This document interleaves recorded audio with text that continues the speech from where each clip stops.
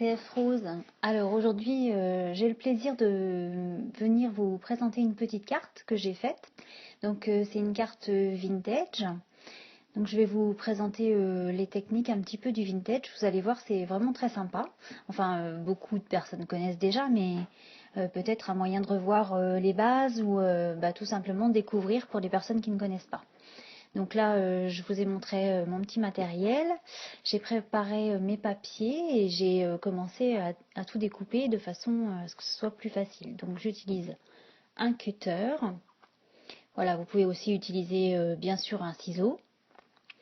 Il va me falloir quelques fleurs. Donc j'ai pris des toutes basiques blanches. Et puis j'adore les petites perles aussi. Et bien sûr, pour vieillir les cartes ou les pages, vous aurez besoin d'une distress et d'une petite éponge. Donc voilà. Sinon, côté papier, je vous présente donc la collection Lovely de Docraft. Donc c'est vraiment une très très belle collection et ça se prête vraiment bien à, à faire ce style un peu vintage. Voilà, pour la taille, donc c'était du 12 par 30 que j'ai plié en deux. Et maintenant, je vous montre un petit peu comment je fonctionne au niveau du vieillissement des papiers. Voilà, j'utilise un cutter. Et donc, comme vous pouvez le voir, je rogne les bords avec ce cutter.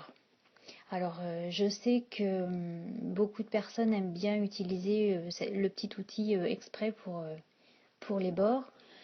J'ai testé aussi parce que en tant que scrapeuse, on aime bien tester un petit peu tous les nouveaux matériels. Et en fait, je suis retournée assez rapidement au cutter parce que moi j'ai l'habitude avec cet outil et je trouve que ça fait vraiment un bel effet et vous avez vraiment un aspect vieilli plus sympa. Alors bien sûr, il faut faire attention à aller un petit peu lentement quand même parce que vous avez peut-être plus de risques avec cet outil-là de déchirer le papier. Mais en même temps, comme on cherche un effet vieilli, en fait, je dirais que c'est un peu pas forcément trop grave d'avoir un morceau de déchiré si ça arrive sur votre carte ou sur votre page. Donc voilà, j'ai fini le vieillissement de cette première feuille. Donc là, je retaille un petit peu mon papier calque que je vais mettre en dessous du papier jaune parce que je l'avais découpé un petit peu à la va-vite. Donc j'aime bien que ça soit quand même bien taillé. Alors celui-là, voilà, je vais juste l'ancrer, pas le vieillir avec le cutter parce que c'est un papier transparent et beaucoup plus fin et j'aurais vraiment peur de trop le déchirer. Bon, après c'est possible aussi, donc vous pouvez aussi passer le cutter ou votre outil de vieillissement dessus, mais c'est pas obligatoire. Donc là, je passe ma petite éponge, on voit pas très très bien à l'image, je suis désolée. C'est une de mes premières vidéos et j'ai encore un petit peu des problèmes de cadrage. Je suis vraiment désolée, je ferai plus attention la prochaine fois. Donc vous voyez quand même bien la technique avec la petite éponge qui passe par-dessus chaque élément. Alors pour ce nouveau papier, c'est pareil, je vieillis les bords avec mon cutter. Donc tout doucement. En même temps, chaque forme que vous faites sur le papier, voilà, comme là vous avez une petite entaille, j'aurais tendance à dire c'est du vintage, donc profitons-en. Ce n'est pas grave du tout, ça va au contraire très bien dans le style.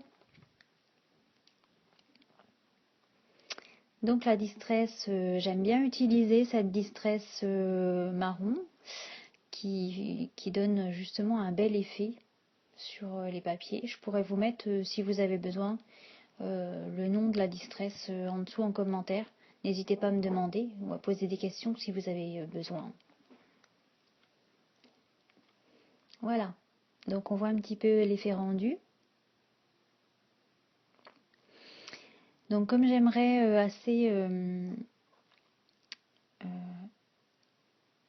créer le même effet sur toute ma carte, je vais passer aussi un petit peu de distress sur le bord de la carte Bon, c'est pas forcément obligatoire, mais moi j'aime bien et je trouve que c'est plus, voilà, c'est plus dans le même aspect de finition.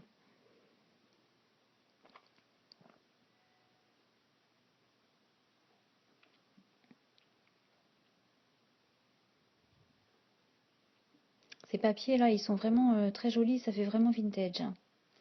Alors maintenant, je vais poser donc mon papier clair sur le transparent, sur le calque. Mais pour être sûr de voir l'effet un petit peu du calque, j'utilise des petites mousses. Voilà, celles-ci, je les ai achetées chez Action. Vraiment pas cher, même pas 1 € je crois la planche. Et on trouve vraiment des petits trucs sympas comme ça. Donc on y va doucement pour pas déchirer, pour que ça reste bien collé. Et donc je viens l'appliquer sur mon papier de fond, de façon à pouvoir le centrer comme je veux. Et puis ensuite je vais pouvoir coller mon autre papier par-dessus. Donc voilà, j'utilise une colle scotch. Donc c'est une colle gel. C'est vrai qu'il y a des colles qui ont tendance à faire gondoler le papier, notamment celle-ci, si vous la prenez en transparente. Je ne sais pas qu'est-ce qu'ils ont ajouté dedans, mais en fait ça vous fait gondoler les papiers, c'est vraiment affreux. Donc moi en tant que scrapeuse qui aime bien le travail assez précis, je déconseille à toutes les colles qui font gondoler forcément. Mais celle-ci, la colle basique scotch verte, ne gondole pas du tout, est vraiment très agréable. Bon, on a un petit peu tendance à s'en mettre plein les doigts, mais voilà, c'est un peu le jeu. Alors sur le modèle qui était proposé sur le forum où je fais la carte, pour lequel je fais la carte, il fallait un papier un peu déchiré. Et c'est pour ça que j'ai tout de suite pensé à une carte vintage, parce que ce côté un peu déchiré, c'est vraiment sympa dans les cartes vintage. Donc après, bah voilà, pour vous montrer, vous pouvez aussi faire la même technique des bords déchirés avec un ciseau. Parce que je sais qu'il y en a qui n'aiment pas travailler avec les cutters, donc vous avez la possibilité de faire la même chose avec le ciseau. Voilà, on voit un petit peu mieux là comment je travaille. Par contre, bon bah c'est vrai que moi je préfère quand même le cutter parce que je trouve que l'effet est quand même plus prononcé avec le cutter. Alors je reprends ma petite éponge et me voilà à ancrer de nouveau les bords. Donc suivant l'effet que vous voulez faire, vous mettrez plus ou moins d'encre.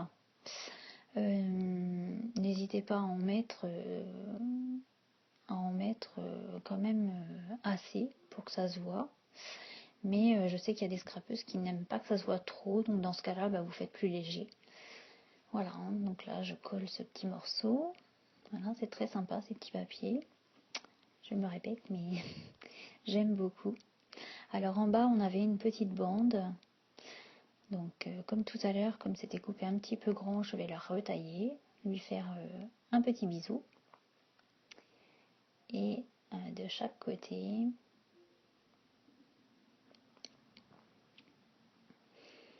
de façon à ce qu'elle soit à la bonne taille pour la poser vers le bas.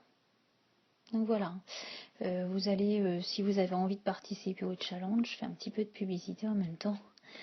C'est un challenge que j'ai trouvé sur le forum Card and Stamp Addict. Et donc vous pourrez revoir aussi ma carte d'ici quelques jours sur un autre challenge sur le blog Mademoiselle Bulle pour lequel je suis d'été aussi.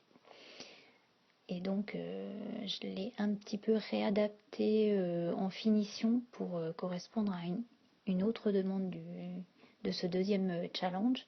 Mais dans l'idée, voilà, cette carte correspondait bien aux deux thèmes, donc j'en ai profité pour faire les deux en même temps.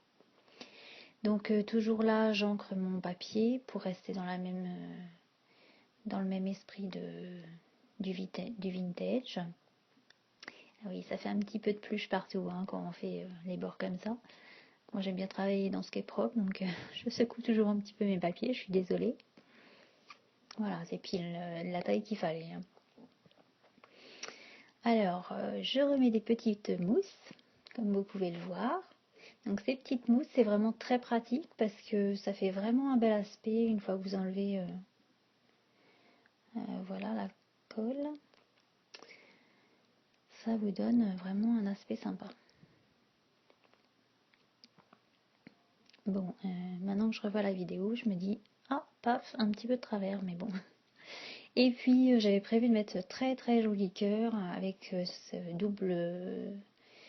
double cadre, mais en fait, très vite, je me suis rendu compte que c'était pas possible, un petit peu trop grand, donc j'ai laissé tomber l'idée et je m'attaque plutôt à de la cordelette. Et je vais essayer de faire un cœur avec cette petite cordelette. Donc ça peut être vraiment sympa aussi. Pardon.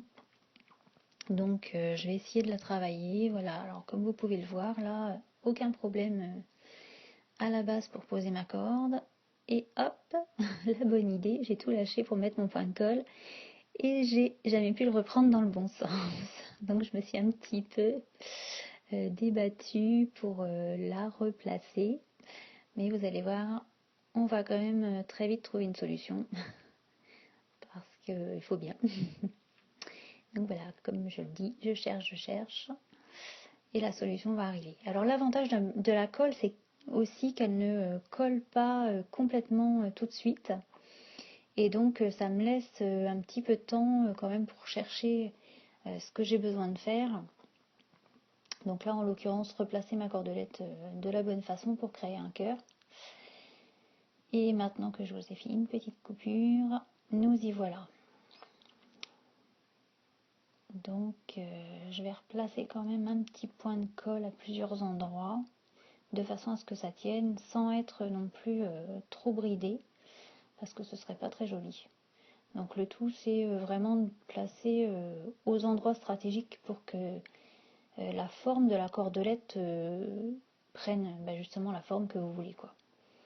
Donc moi, comme c'était un cœur, voilà, je vous ai refait une petite forme. Et puis histoire que ça fasse plus joli, je vais quand même refaire un petit nœud en bas. Et donc effectivement là ça tenait pas assez, donc j'ai repositionné un petit peu de colle. Alors l'avantage c'est aussi que c'est du gel transparent, donc ça se voit pas trop, même sur un aspect comme ça. Et puis en tant que scrapeuse aussi, on a aussi les moyens de cacher après avec d'autres embellissements. Donc faut en profiter. Voilà.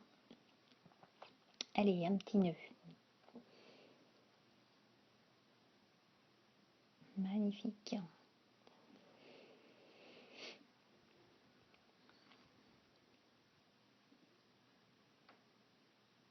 Voilà, faut pas trop tirer parce que j'ai pas laissé beaucoup de marge, mais de toute façon il y en a toujours de trop à la fin et on finit toujours par recouper le surplus. Voilà. Alors c'est pareil, les tout petits ciseaux là que vous voyez de précision sont vraiment super. C'est des petits ciseaux pareil que j'ai dû trouver chez Action, vraiment trop sympa. Ça coupe vraiment très bien, surtout pour les toutes petites formes, c'est vraiment idéal.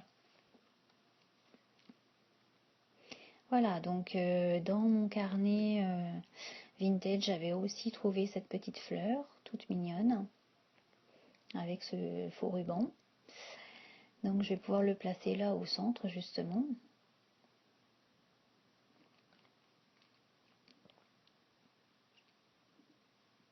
Et ça fait vraiment très sympa. Et puis, donc mes fleurs blanches, je vais essayer d'en mettre une ou deux pour voir. Oups, désolée.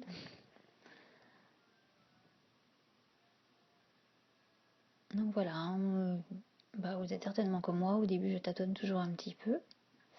J'essaye de placer pour voir où est-ce que ça pourrait correspondre le mieux.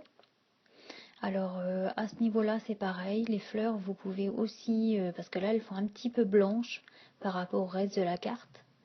Donc vous pouvez aussi leur donner un petit côté vintage en passant votre petite éponge avec l'encre sur les bords. Donc moi je passe généralement pas jusqu'au centre parce que c'est vraiment histoire de donner un petit peu de la couleur. Même que là, on aurait pu à la limite donner une autre couleur que le marron. Dans une carte comme celle-là, j'aurais pu utiliser peut-être le rose un peu saumon ou un rouge par exemple, pour rester dans l'esprit fleur. Mais j'aime bien aussi rester dans la composition. Donc je me suis pas trop posé de questions et j'ai pris l'encre que j'avais déjà utilisée. Voilà, donc faut pas hésiter à retravailler un petit peu la fleur. Vous avez vu, j'en ai posé 2 l'une sur l'autre. On peut en poser même 3. Et puis après, j'aime bien poser au centre un petit quelque chose. Et là, les perles, c'est tout indiqué parce que c'est vraiment joli, ça tient bien. Et ça donne vraiment un aspect chic à la carte. Donc bien sûr, j'aime pas en poser qu'une seule au centre de la fleur. Donc je vais aussi en poser un petit peu sur les 2 côtés de la petite bande en bas. Parce que bah voilà, ça va faire vraiment joli. Ça finit vraiment la petite bande. Alors j'espère que ma petite carte commence à vous plaire.